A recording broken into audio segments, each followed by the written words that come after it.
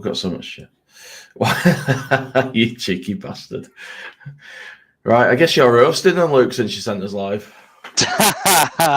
Good evening, Jay. How are you? Yeah, I'm not too bad, mate. I'm a bit fucking bamboozled after that.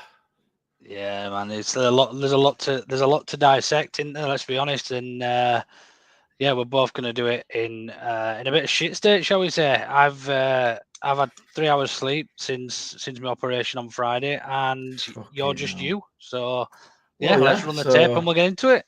Let's do that shit. Hi, this is Don Matteo, and you are listening to the Ought to Know Better podcast. Let's do this. And I can't find the one that's got the actual music. I can't fucking see it. So we're just going to go with that. We'll go with that. Okay. Okay, we're all right. We'll do a little bit of a better intro, and then we'll do it. We'll do the proper one. Are you hosting them, mate, or do you want me to crack on? Or I think it's better you do. Hey. I've lived on a diet of what is it? I can't remember what it is. I told you, but what was it? Morphine. Morphine, yeah. I've been on a diet of morphine since Friday, and I'm sat here trying to keep my legs straight in this stupid bastard brace. Not been sleeping, yeah. So I feel a little bit sorry for myself. I thought the football might cheer me up, and in fairness, I think all in all, I think there's a lot to be positive about on the back of that, Jay. Albeit, yeah, we didn't get any points, and that's not going to change anything. But yeah, lots and lots to be positive, don't you think? To be honest, most of that performance you can't fault. We're all over them. We're absolutely all over them, and that's a team that's meant to be in the title race, and we absolutely bossed them. They're top of the league. They're the top side. Game. They've won 9 in 10 games, you know, and we arguably, not even arguably, we undoubtedly outplayed them for the majority of the game. I thought it was a lot closer in the first half. They had a lot more chances. Not a lot more chances. They had their chances in the first half. I don't remember them having one in the second, actually, but they had their better chances in the first half. Jesus or whatever you call him, Mr. A goal you expect him, an opportunity you'd expect him to take usually, and then and then obviously fucking Rodrigo. So yeah, we'll run the VT and then we'll get into a bit more. Hi, this is Don Matteo, and you are listening to the Ought to Know Better podcast. Let's do this.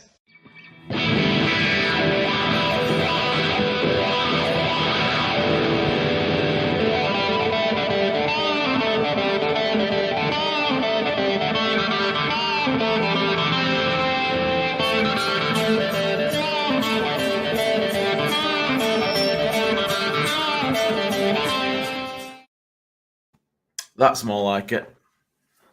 If only some of us knew or worked in IT and knew what they were doing.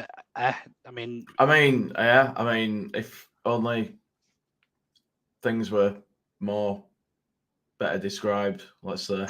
Anyway, so I mean, fucking hell. I were there today, so it were a good atmosphere. Like, it was one of them games where at the start you just thought, well, you know, we're not going to get fuck all, so what happens beyond that's how did the atmosphere, because obviously there's a big build up with strings of Yasmin and that, and then marching on together and everything, and then they played a minute and a half or something like that, and then just took everybody in.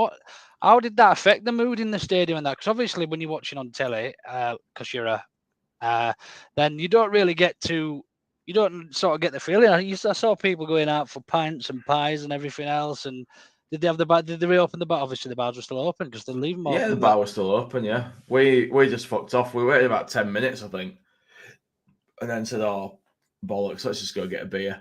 And did the mood dampen then? Was there no to and fro? Was it almost like it been 30 minutes before a game again, and just a few people in the seats and that? Yeah, it was like that bit before a game when you're just waiting for him to come out and everyone's fucking buzzing because no one had really started, had it? We'd not really got going. Wow. So it was just really fucking weird. The crowd started singing "What the fuck is going on?" because nobody actually knew what had happened. That was the worst bit. There were nothing to tell us, and then suddenly, after sort of 10 minutes, we decided, fuck it, let's go get a drink. Players went off. Yeah. But then they started putting stadium announcements out going, we're trying to fix it, just don't worry, we'll be as quick as we can, sort of thing. They repeated that about 3 times, like they were desperate to keep everybody calm, but nobody were kicking off. Everyone was just like, what the fuck's happening? Yeah, no, it's It fair was just enough, fucking weird, yeah. Yeah, you just don't expect. You're not used to it, especially in modern day. You don't get power cuts all that often anymore, do you? But you've got to be on. Apparently, the power we might came do straight this back winter, on. apparently. Apparently, the power came back on, but it was apparently knocked off the refs' equipment and the VAR and everything. So yeah, our screen anyway, went down. we'll The come screen on went to down, VAR and they were shortly, trying to get won't it we? I'm back. sure. Oh God, yeah. After today, we will. Fuck me. But yeah, I mean, I've seen a couple of comments coming in already. I think the general consensus is that that was a really good performance, a good footballing performance for 90 minutes today. We dominated top of the league. We were the better side, all in all. Didn't deserve to come away from the game with nothing. But we just didn't take our opportunities. If we could finish as dinner, we would have probably beaten Arsenal today, 5 or 6-1, probably for me. Probably not 5 or 6-1, but I wouldn't have looked at 3 or 4 and thought we were lucky. Do you know what I mean? Yeah. The way we played, we absolutely dominated that game. Batty's Magic Sponge here saying team performance much better, but ultimately we failed to take our chances yet again. Bandy, some stellar performances from our players, nevertheless beating our own house. And we got MCD Kev there, and McD Kev, must like chicken nuggets. Torn between frustration at not taking our chances, Rod gifting the goal, and feeling positive about the performance. It was dirt. We felt like we were never going to score. Yeah, let's start on that because the first half we were playing all right. We weren't out of the game. We were average. We were better than we've been, and we were competing. And it just goes back to what we said about teams that come to Ellen Road and want to play football, and the teams that have come and wanted to play, Arsenal and Chelsea, we've competed and we've been really good. Teams that have come to spoil and shit house and waste time and just be irritants, we struggle with. Yeah, we're not sure what to do about that. No, we really, really do struggle, and that's evident even based on today. So yeah, I mean, it's just one of them, innit? What wish I felt like Luke does after that. After what? The operation? No, after that game, he wishes he felt like you do now, like more. Oh yeah, man! I look like I'm auditioning for Train Spotting. I feel that fucked. But yeah, that morphine's a good tackle, but I can't sleep on it. So basically, I keep taking it because I need it for the pain, and then when I'm trying to fall asleep, I'm tripping and seeing cartoons and all sorts of weird shit. I'm not even joking, mate. Last night I could not sleep. I think I finally got to sleep at 4:00. Didn't sleep a wink Friday. 4:00 this morning I got to sleep, and then got up at 7. And yeah, here you are, mate. Here you are doing your bit. Hey, fucking no trooper. Excuse. No excuse. So yeah, I mean, it's just frustrating that we play so well against such a good side. I'm not going to take anything away from Arsenal. They were poor today, I felt, but they've been good all season. Not many teams win 9 out of 10 games, and aren't classed as a good side. So yeah, it's one of them, mate. It's a missed opportunity. You look, we're gonna probably come on to the second half in a bit, and the amount of chances and potentially how Bamford changed the game. Let's start with that fucking Rodrigo error, because it was avoidable. It was avoidable, and he was actually having a decent game. He was having an average game. He wasn't playing poorly. He looked lively. Sinisterra was probably the best player in the first half for me, but Rodrigo was commanding. He wasn't too bad, and then he goes and does that. He was doing a good job. He was getting in the right places. He got on the end of a few balls. He didn't manage to put them away, but he were there where you'd want him to be. He were playing well. He were closing keeper down. He were doing everything you'd expect of him to do. And then out of the fucking blue, he does that. And like, what's he thinking? I mean, what did he think were going to happen there? Did he have this idea in his head that I'm going to do something that no one's expecting? I wonder if he's been on morphine me sometimes. He just thinks, fuck it, I'm just going to well it and see what happens. Because that's the sort of thing I'd do. Do you know what I mean? But I'm not a professional footballer. That's the sort of thing I'd do. I'd just fucking kick it. But to be a professional footballer who's played number 9 for Spain, he's been played in his favourite position over Paddy. He was preferred today. And then to just have an absolute brain fart and do something so fucking stupid, which obviously led to the goal. It led to the goal. But look, we reacted really well. Half time came. We came out a new side. Bamford came on, and although Bamford had his fair share of opportunities to probably draw and win that game today, he did change the game for me. Do you feel the same? Do you think it was his type of game today? Yeah, I mean, just going back to Rodrigo before I get to Bamford, I were that fucking mad. I would have hauled him off there and then me as a basically. Did you see what he did straight after? When Christensen overlapped and he went to pass it to him, but Christensen had already run past him about 5 minutes before. Yeah. And he still passed it to him. And Christensen was sat in row fucking X by then. It destroyed him that because he knew he'd fucked up and he lost all his confidence. But I would have hooked him there and then, both as a punishment and to get a player who just destroyed himself off the field and out of the firing line. But I was that mad. I was just, it was sort of, I don't want to see him in a Leeds shirt ever again, sort of mad, which, now is a bit of a, it's a bit far. It's a bit of Correct me if I'm wrong, but I was pretty fucked, as I say, throughout most of the game. But did Harrison start at 10 today? I thought Harrison was on the right today and Sinistera on the left with Aronson in the middle. But I think Sinistera, you were right. Sinistera was definitely on the left, but I thought Harrison played at 10 for him spells today. Him and they might have been swapping. Yeah, I mean, he did come inside. There were one where he came right across to the left, and then he had to run back when his man had got away. But he was moving about with Harrison, so it's possible they were swapping in and out. I don't know. After that fucking weird power cut thing, they served us a pint of something that tasted like snake bite, so I didn't have a full idea of what were happening for some at first half. Harrison did start in the middle, Smarty says. Okay, fair enough. He was definitely moving around.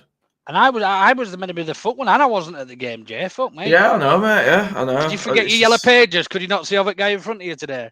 Pretty much, yeah. My brain's just fucking scrambled. I can't remember fuck all. Let's go on to the second half. Let's go on. Bamford came on within, was it 90 seconds? He had the ball in the back of the net. Something like that, yeah. I was still in VAR at that point. What do you make of that being given as a push and a free kick in the opposite direction? I were fuming. I mean, it were worse because I were just about to go back up from the bar when he scored that. So I watched the replay at the time. So most of the people in the ground were just like, they don't know what's fucking happened, whereas I'd seen what's happened. I wasn't entirely sure whether they'd given it because of a perceived offside or if it were for the push. I thought the push were noticeable, but yeah, I would struggle to give it as a foul. I mean, if it had gone the other way and the defender had overpowered him, I think if you're giving that, foul. If you're giving that as a foul one way, you're going to see, if that's classed as a foul on the field, you're going to see a lot more free kicks given from corners, penalties from corners. Yeah, exactly. From throw-ins, middle of the field. That's not. It's very rare. Far worse jostling happens in the box on a set piece. Yeah. The guy had his arm around. But it's Bamford. an obvious push. It is an obvious push. It's, you can see it and you can see why it was given. But if there's any consistency, then surely that's going to be taken away. There's got to be a barometer of common sense somewhere that prevails and says, look, that's not really a foul. He's not really got. I mean, he's got an advantage out of it, but anywhere else on the pitch, they don't give a free kick for that for me. Yeah, exactly. And in a contact sport, two men battling for a ball, how are they supposed to hold the other guy off if you can't put your arm out or you've got to be able to do stuff like that. You can't give someone a two-handed shove, but surely you can hold a guy off. Do you know what I mean? There's got to be some sort of balance in there for a contact sport. It's not just a case of you can't go near the guy, you can't overpower someone physically. If you get overpowered physically, you're not up to the fucking job, are you? It's your own fault. You can't be relying on getting a free kick or whatever. And as we said, if it would have been given elsewhere, and if it would have been given in the other direction, if the defender had outmuscled him, then there's got to be consistency. It has to go both ways. You can't give a free kick halfway at the pitch, but same thing, you won't give it. Absolutely. And then you've got, and then you look at the obviously the Bamford right at the end when that was given as a free kick. We'll obviously come to that a lot later, but yeah, Bamford came on, completely changed the game. They didn't know what to do. We had a focal point up front. We moved the ball well. We battled harder. We just looked far more up for it with that number 9 with Paddy Bamford in there, who you know is going to work hard and he's going to put pressure on the back line. We just looked a completely different side. Although we were decent in the first half, I don't think we weren't bad and we weren't great. The second half, I think, was other than Chelsea, really, I think that's probably the best performance I've seen this season. That second half performance. And why was it so good? And what's your view? Why were we so good in that second half in comparison? I think obviously a lot of it is down to Bamford being on the pitch because he just gives us something different, doesn't he? Like you say, he is a focal point. You can boot balls up to him and he'll battle to win them. And if he does win them, he'll bring other people into play. You don't get that with Rodrigo. Rodrigo's more of a guy who's trying to chase the ball down and get onto it. He's not a guy who's going to pull a ball out of the air and distribute it or sort of hold up and try and bring others into play. He wants to be in the box trying to poach a goal, does Rodrigo. But on the other hand, as Batty's Magic Sponge says, we know when Bamford plays, he holds the ball up well, but he's paid to score goals and he's not doing that. And I felt really sorry for him today because he had a bit of a nightmare last game against Palace, and then people are getting on his back now. Rodrigo starts today. He then comes on after that error that Rodrigo makes. And, he straight away, he's into him. He's getting into it. He's in the right places. He scores a goal. It gets ruled out. Then he gets that fucking penalty. And it just all went bad from there. I mean, what were he thinking? I mean, before the penalty, he had 2 or 3 opportunities where Bamford from 2 seasons ago would have probably got at the very least a hat trick today, wouldn't he? But before that penalty, he did look like a Bamford who'd come out there with a point to prove, and you thought he's going to get something today. He had something about him. It seemed like it were going to go his way. He were going to work his socks off. He wanted to score. He needed to score. He wanted to get people off his back. I think he just needs that. And we know he's not at full fitness, and that's probably exactly why Jesse Marsh didn't start him. He knew it was going to be high pace. It was going to be high tempo, and he probably thought, look, we need somebody who can run around it, and he's at 100%. Now he was obviously forced, I think, into that change based on Rodrigo's fuck-ups in the first half, shall we say. The fact his confidence suddenly went from there to there. It became a liability in that instant after that happened. Yeah, absolutely. So, Bamford, look, didn't take his chances, but all in all, even as a threat, the whole team, Rocco was winning the ball, Adams was winning more balls. We were first to every second ball. One thing that frustrated me today was Jack Harrison. I just felt he didn't offer anything for us. And I know he started in the centre, as Smarty said, but later on in the game he was playing right wing, or right attacking midfield, whatever you want to call it, in whatever formation we were playing at the time. But I watched him, and they attacked down their left, which was his side, and he just stopped while they were attacking, and I was a little bit sort of gone out, and I thought, if they score here, I don't know why. I just didn't understand. He wasn't knackered. He just stopped. It was just like, I don't need to do that. He's not my man. But they're 2 attacking, and he frustrates me with the ball as well. He's always looking down at it. Yeah, he never gets the ball out of his feet, and you can tell when he's in form. He tripped over one, didn't he, late second half? You can tell when Harrison's feeling it and he's in a bit of form because he doesn't look down as much. But when he's a little bit, off form and playing a bit shit, he's like that. He plays the game staring at the floor. He really frustrated me today. I thought Christensen was all right today. And he marked Martinelli really well. I know he left him a little bit of additional space. But I think that was a bit of a plot to try and make him pass rather than shoot, because if he takes a touch and knocks it round, he shoots. He's lethal around the box. Chance then, has he? I thought we defended really well as a whole. Other than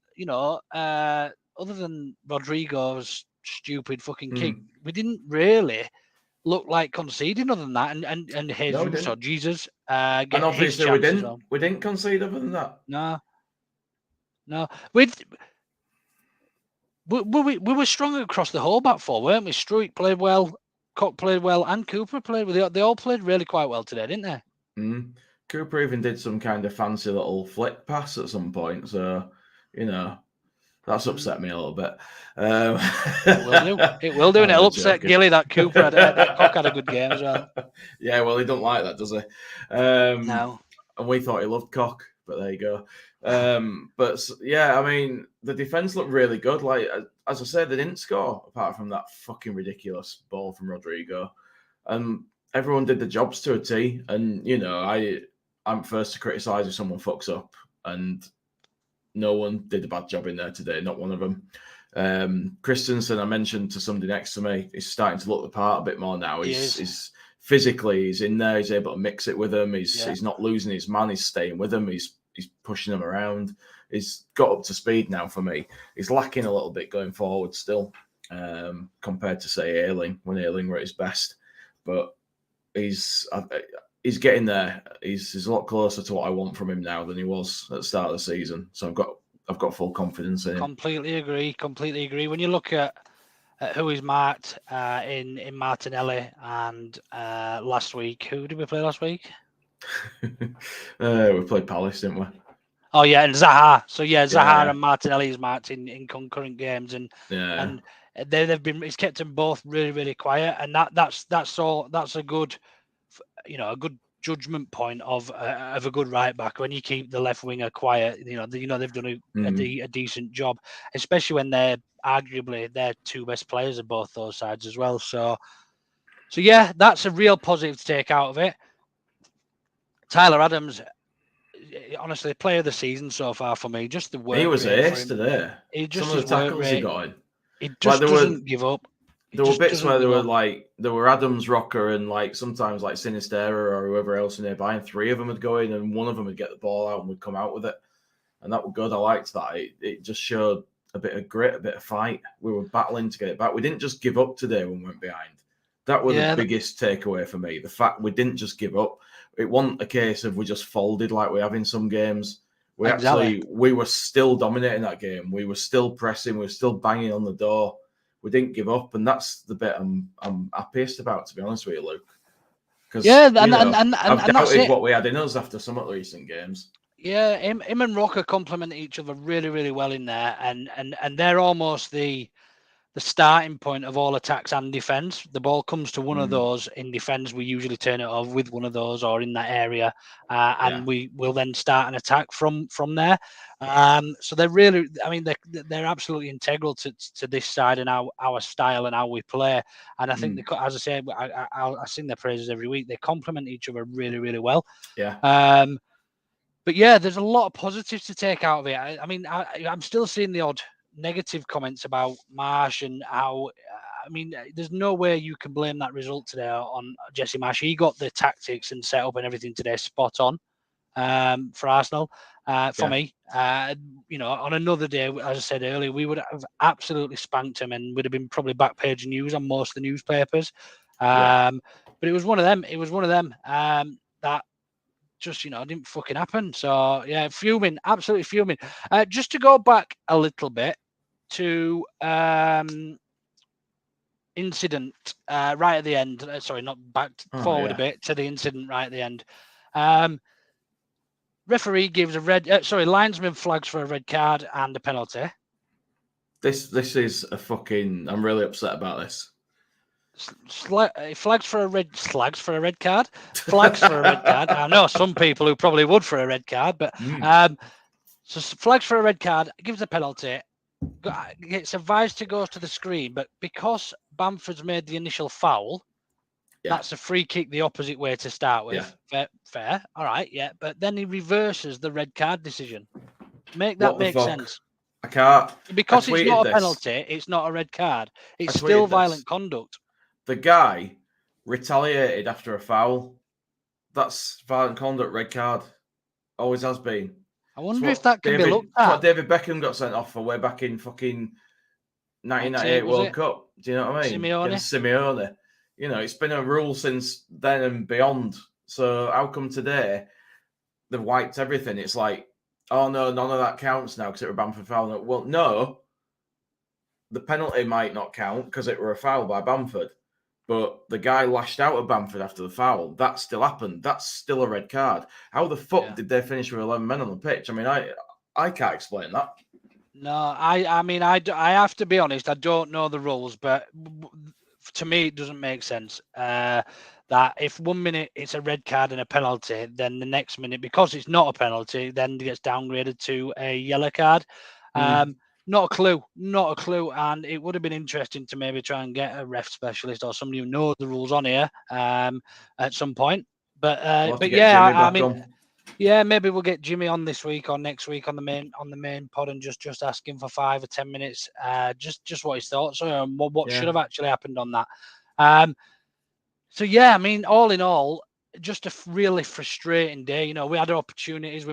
Bamford missed a penalty. It never looked like scoring that penalty. You know, when they were all surrounding him and the penalty was given. I mean, it was a soft penalty. It did hit his hand, but it was a soft penalty.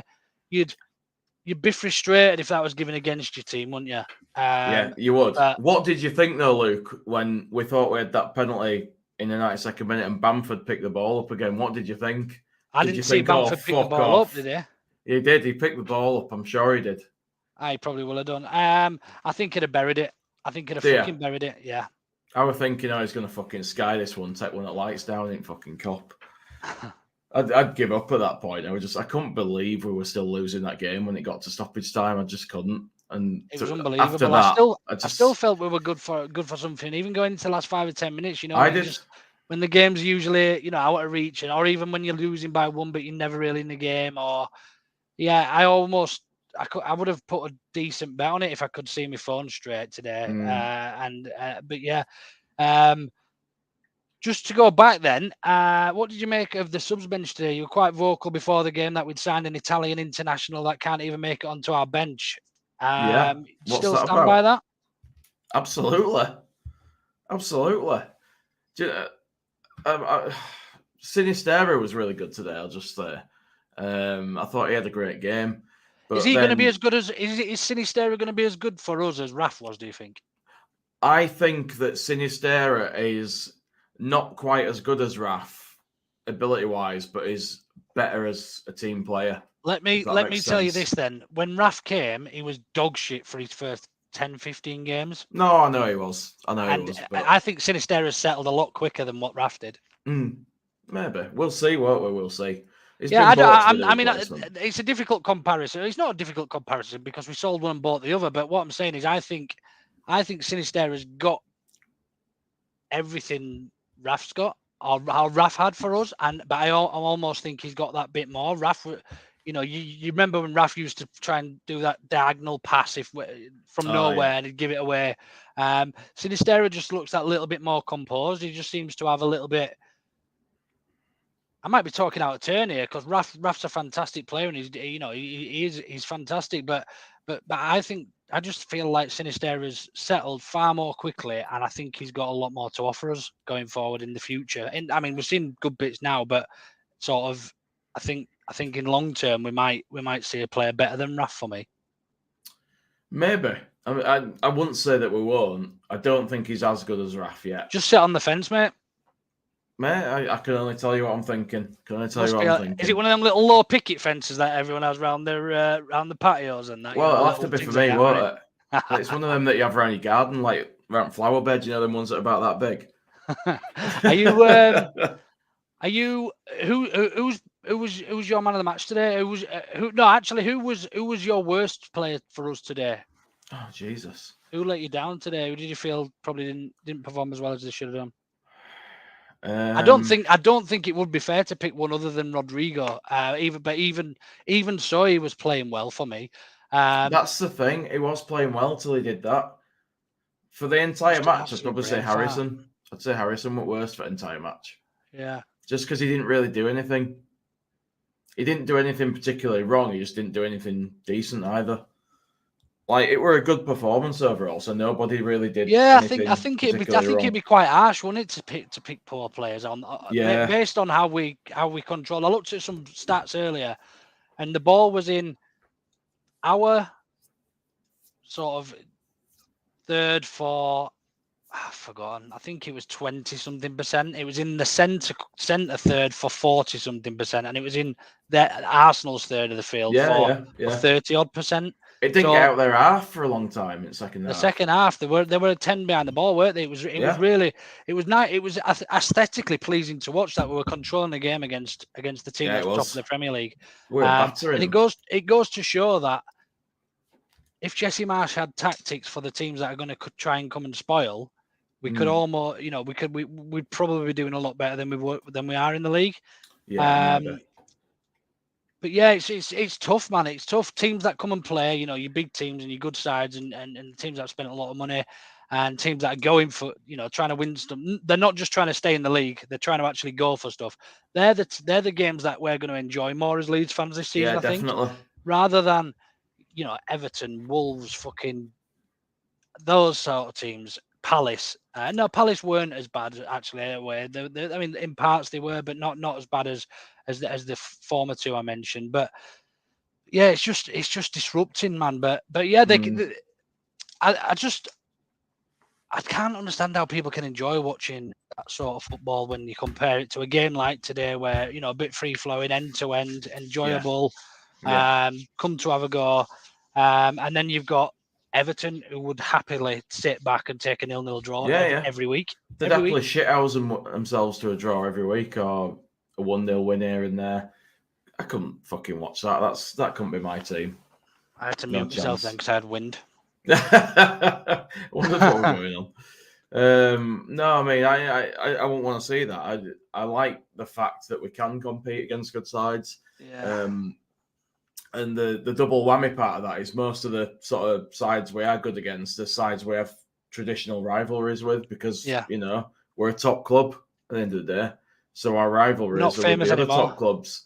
Well, obviously not, but yeah, on TV all the fucking time. But we're the most sung about club, I think. Is that right? We were the most sung about club last season. Something like that.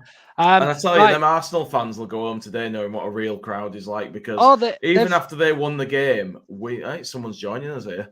Even after they won the game, we were singing at the end. We were singing for Leeds, We were proud of them for what they put in and how close they got today. Yeah. So, let's get Andy in. We don't know who Andy is, but we did. Yeah, we've got a guest here. We gave the link out for anybody who wanted to come on. Oh, he's gone. Oh, he's bottled it. Andy's bottled it. Andy wanted to join us. Andy Wadkin, if you're watching, please rejoin. We were going to have you on there. What was I going to say about something then? And you totally threw me off track. I don't know. My mind is like scrambled egg today, honestly. It is.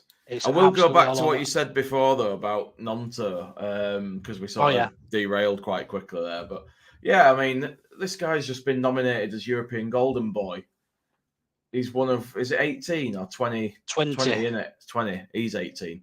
It's one of 20 people who are on there, and this kid can't even get a game for a struggling Leeds side.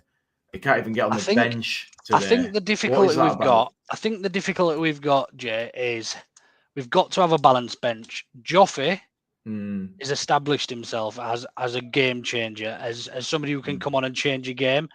Now, we've obviously got quite a lot of attacking threat on the bench. Somerville as well. He's been here a little bit longer. He's had some good performances, especially for the 21s. And whilst I agree, and I think Nonto will offer something different for us, we've got to be really, really sensible, and we've got to, you've got who would you have taken him off the bench for? Sorry, who would you have brought him onto the bench, and who would you have taken off? In all honesty, I can't remember who was on the bench besides. All right, I'll tell you. Firpo and Larson. We had on the bench. We had. I can't find it. Because Nonto got dropped off and Firpo got added. Clarkson would have been on there. Probably Ailing. Robles, wasn't it? Don't know, was it? It will have been, I think. I can't remember, mate. I'll have a look in a sec. But yeah, in terms of the youngsters and that, it's really, really frustrating because they're doing so well in their league. Sonny Perkins is one I want to see. Yeah, I'd like to see. You know, you risk the opportunity of bringing these young lads on. Sorry, my little girl's just coming. Yeah, go. Yeah, you risk the opportunity of bringing these young lads through and either doing it too early or I think I saw somebody comment earlier. Who was it? Was it Rod? Rod Christopher said something about there it is. We might need to give Joffrey more starts. I think 2 up front might work better too. But like you say, lots of positives to take. Yeah, spot on. But the problem we've got then, Rod, for me is we play 2 up front, we lose that width because we play the penis formation as we famously call it, which is was it 5-2-2 or something like that? I can't remember. 4-2-2-2. Yeah, 4-2-2-2. And yeah, we tend to lose that width then. I mean, our wingers aren't playing all that wide anyway. They're sort of starting in on the 75% and 25% gradient. So yeah, I think we need to. We're not scoring enough goals. I think the only option is to have 2 strikers if you're not scoring enough goals. But if you play 2 strikers, who are you dropping out of midfield? Are you going to drop Harrison, or Sinistera? It would be Harrison at the moment, wouldn't it? But at the start of the season, he was on fire. Yeah, I'd even potentially look at for the next game starting Joffrey at 10 behind Paddy. I was going to say, if you're going to play with 2 up front, you'd have to have one guy who's going to be like your advanced forward and a guy who's your deep lying forward. So someone's going to have to drop. So all right, Jay, this isn't fucking Champ Manager. Let me get my salt and pepper pots out. Your DLF and your PF. Yeah, look, that's what you'd have to do. But Joffrey for me would be the guy that'd drop. Would you change a lot from today? Because on another day, Jay, we would have buried them chances and being comfortable winners. What I don't want to do is tinker with anything too much in that. You know, we were the better side today, and Arsenal fans have been saying it all over Twitter. I work with some Arsenal fans who've texted me and said, "Look, how we've come away with 3 points today." Mate, Arteta even said that were the toughest tests they've had this season. Yeah, and even he said it. So what's so different to that? To let's say Brentford was a relatively poor performance, wasn't it? Let's say Brentford. How can there be such a contrast with the same squad, with the same manager, and the way we set up the same every week? Who knows? Who fucking knows? It's I know there was a lot of individual mistakes at Brentford from centre backs and things, which led to goals, which actually, ironically, led to their goal today. An individual mistake, Oh, Bandy, could have got you on there. Keep your eye on Twitter. Yeah, you're more than welcome to come on these B and C's. We're just going to leave it open for people to come on and talk because you're more. We're going to keep putting the link up. It's great to have but nobody wanted to join because it was Jay. So I don't know what the problem is with you, Jay, but I think it was more you, to be honest, mate. I didn't know what they were going to get. Yeah. Let's fly through a few more of these comments anyway. Aronson looked really frustrated going on the left then back in the middle constantly today. Yeah, I think his best position is in the middle for me, although he looked really good on the right the other week when Sinistera went off. So he's a proper pest though, isn't he? He don't he's annoying. It bothers him. I like it. I like it. Yeah. Thought Brendan Aronson was good. Yeah, absolutely was. Aronson looked frustrated going out on the right, then back to the middle constantly today. I think so. He was swapping with Harrison, wasn't he? Yeah, he was. Yeah. And then, what did you make of the subs? So Click came on for. He came on for Harrison. Harrison, Rocker? Yes, that's right. No, he came on for Harrison. And I thought that was strange. And then Somerville came on for Rocker. So it sort of then got balanced out. So did we only make the 2 subs today? Yeah. Oh no, Joffrey came on near the end. Joffrey came on towards the end.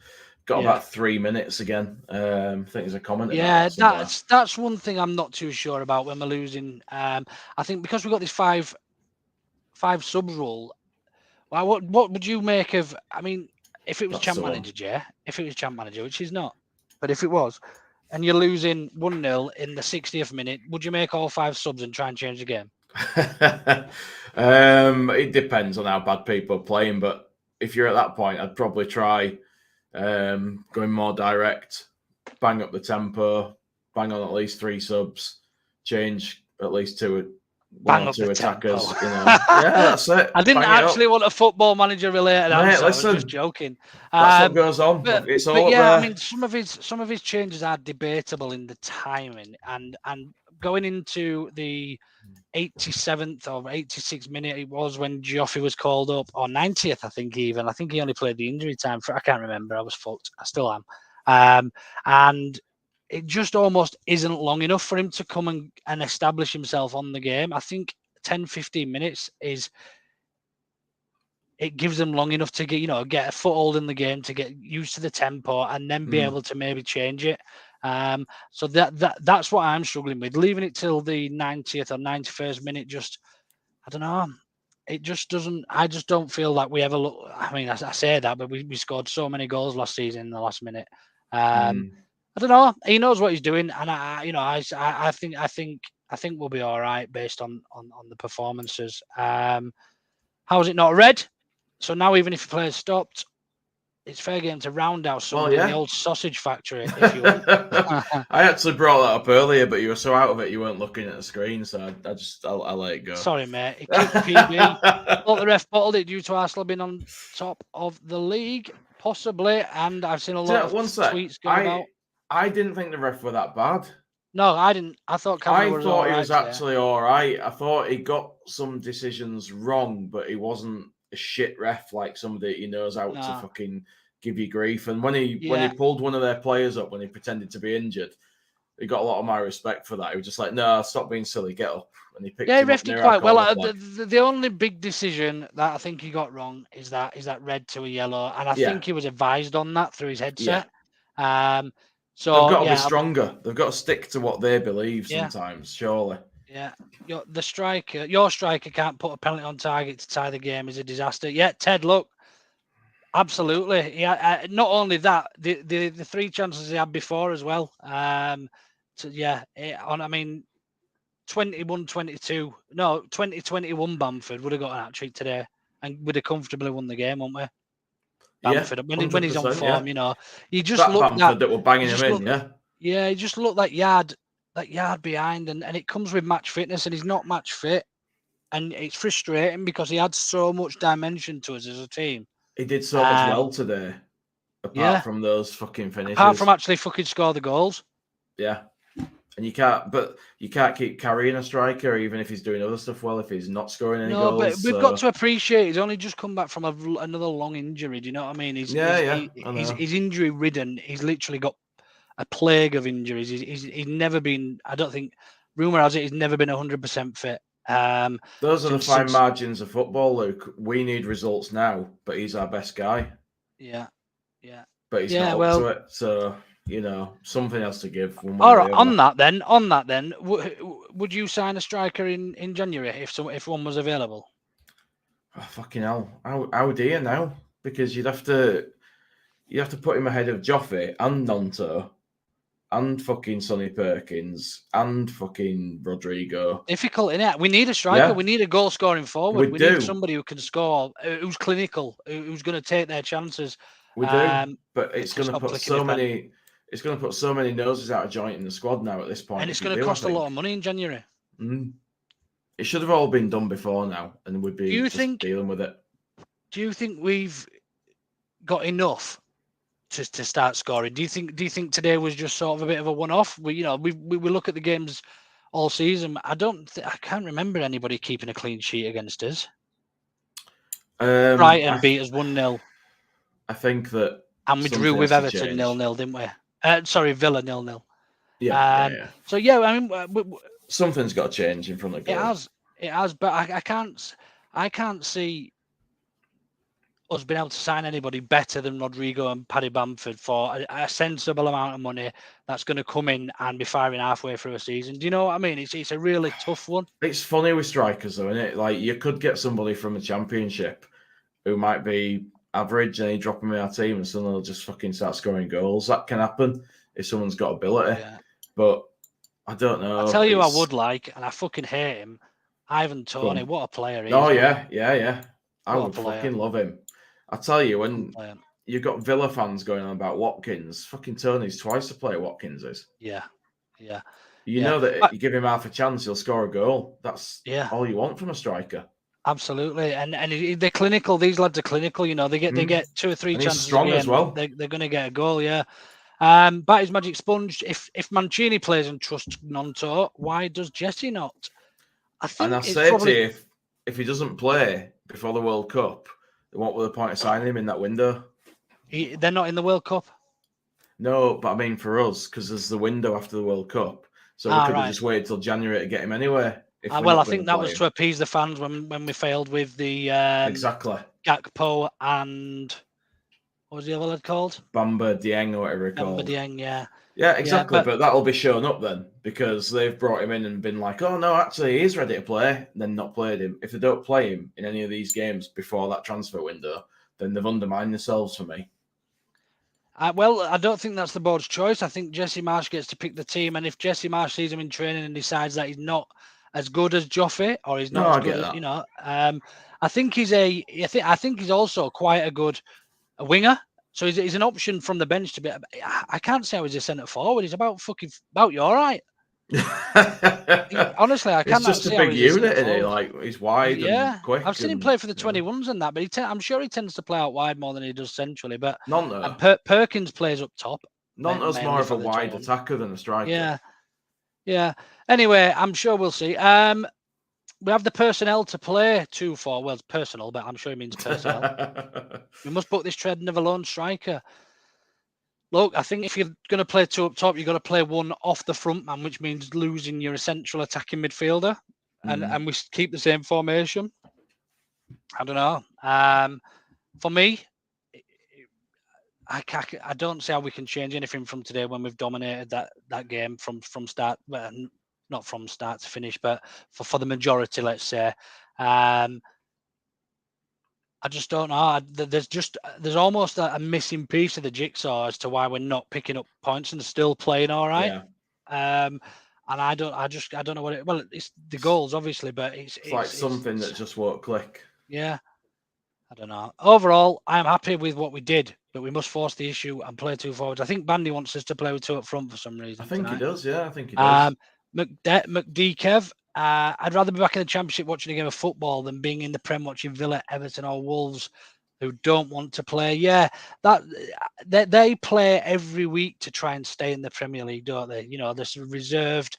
They're happy with a point, and their fans cheer for time wasting. For fuck's sake, do you know what I mean? It gives you what level they're on and what the ambitions of their clubs. So.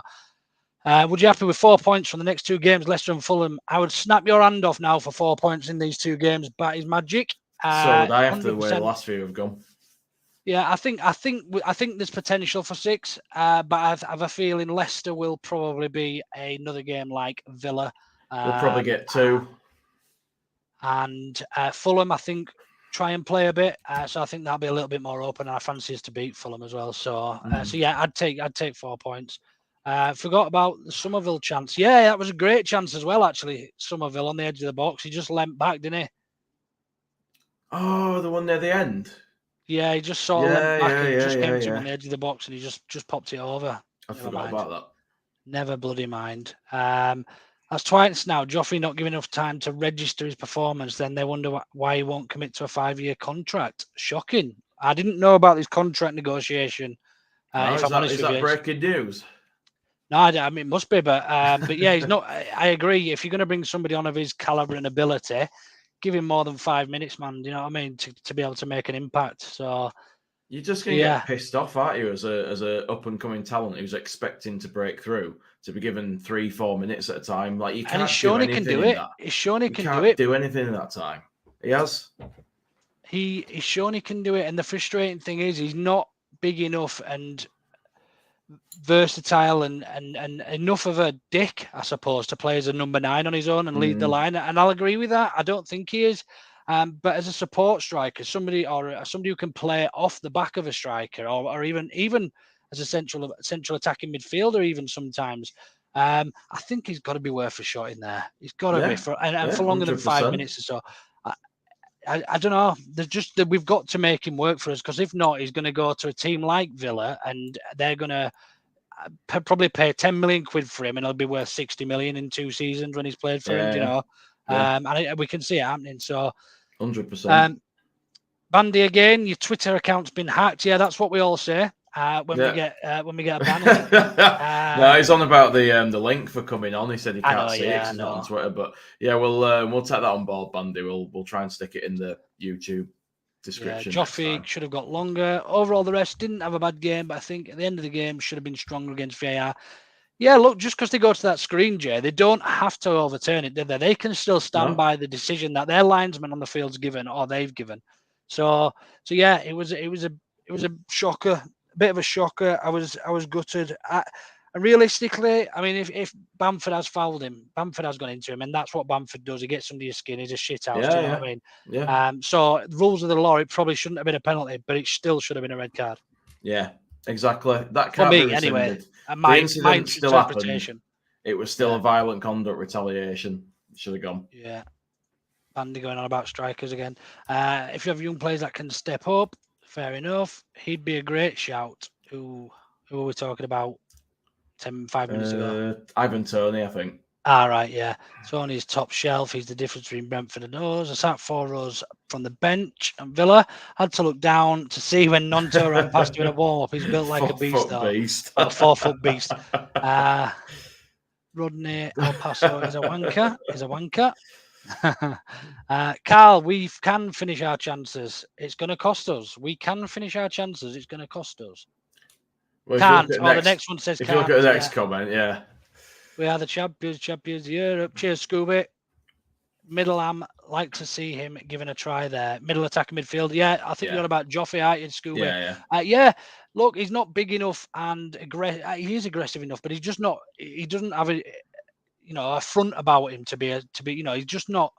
He's not 6 foot odd like Paddy Bamford, and he can't put himself about a bit and leave a bit on the centre backs. He just gets bullied a bit on his own up there. If we're playing 2 up top, yeah, fair enough. Or if we're playing him off the front, like we've already said. Stephen Osman, Norman Hunter has always said a player needs to at least 20 minutes to get the pace of the game. I'd probably say that's about right. So if you're looking for somebody to come on and make that impact, they need at least, coming on the 60, 65th minute. Your latest subs really should probably be 70, 75 for me. And maybe save 1 or 2. That's when I make my subs, Luke. Is it? Oh, yeah. And how are you doing in the league? I'm 3rd or 4th in France with Marseille at the moment. Great story. No blaming the ref on this occasion. Just a couple of individual errors as usual. Yeah, it's coming a apparent theme, isn't it, Nick? We're losing games because of individual errors. It's not because of the style or the way we're playing football. We're playing nice football in the majority for me. It is just individual errors, and it's coming down to we missed a penalty today. You look at Cooper's error last weekend against Palace. Shocker. Yeah, it's frustrating. We are champions 3 times using 2 strikers. I'm not being funny, Bandy, but people men were wearing hot pants on the pitch as well at that time. So things change. The end one, Pat makes an uncharacteristic meal of it. Still, so think no pen, but was one before. Pat says he was pulled back by their lad who was on a yellow. Yeah, Saliba. Yeah, great I point. didn't say what about that. Great actually. point. So, yeah, that's a very Saliba good point. does get a bit of his shirt already on a yellow, and he's the last man. So yeah, watch that back on Match of the Day a little bit later on. I'll check that. Right then, we better wrap this up, Luke, and you can get your next shot. Yeah, I've got to have my next dosage. Before we do, tell me who was your man of the match and why, please. Oh, Jesus Christ. God, probably Tyler Adams. He was just everywhere. He was getting stuck in. Didn't put a foot wrong. Broke up a lot of their play. Did his job really well for me. He's like an annoying little nit, isn't he? One of them players who you hate to play against because you don't get any time on the ball because he could be there. He might not be. He might be halfway over the other side of the pitch, but there's 99% chances there. But you're worried, aren't you? Then because you think you expect him to be there. That's it. You get him to play his heads. Every blade of grass.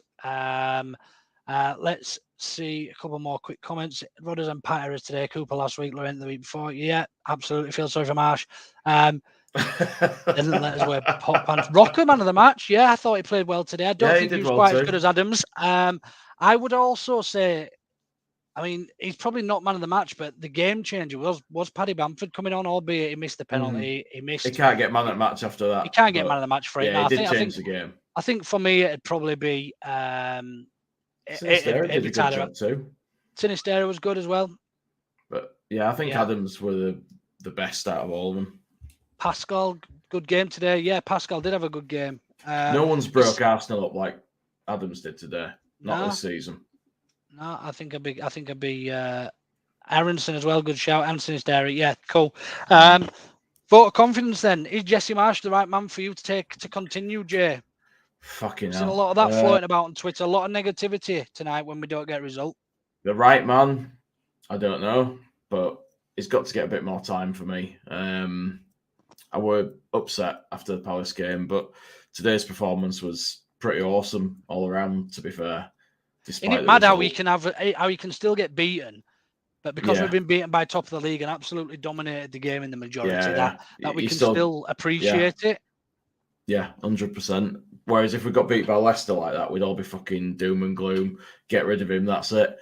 So it's just football, isn't it? It's how it goes. I think the performance speak volumes, don't they? So if it does, you don't mind getting beaten if you play each player's put their heart and soul in, and we've had our opportunities to take the game, albeit they don't put points on the board, but it's not. It isn't just a points-based business. It's an entertainment-based business, and we want to go see a good game of football when we go watch Leeds United.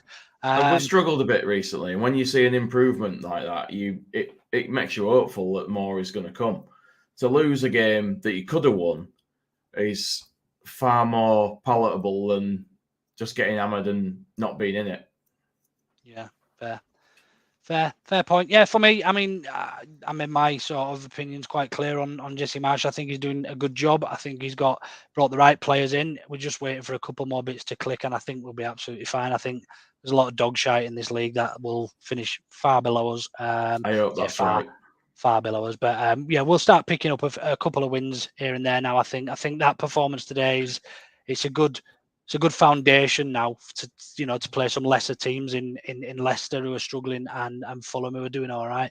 So yeah, let's leave it there then. Thanks ever so much everybody for joining. Jay, thank you for hosting. No worries, mate. And we will be back on Tuesday night. Yes. Well, I don't know who's on. I can't remember. But yeah, we'll be back Tuesday night in preparation for Leicester on Thursday. Bit of a preview. I think actually I picked points up in the predictions as well because I got fuck's sake. Somebody picked Arsenal for me, didn't they? Jesus Christ! So thanks ever so much everybody for joining in. We'll see you again on Tuesday around about 8:00ish. Do keep liking the video, sharing it, and everything else what you like to do, and do subscribe, whatever else bollocks you do on YouTube. I don't know. Wicked. Thank you, Jay. You ready to play that outro? I'll do it, mate. I'll do it.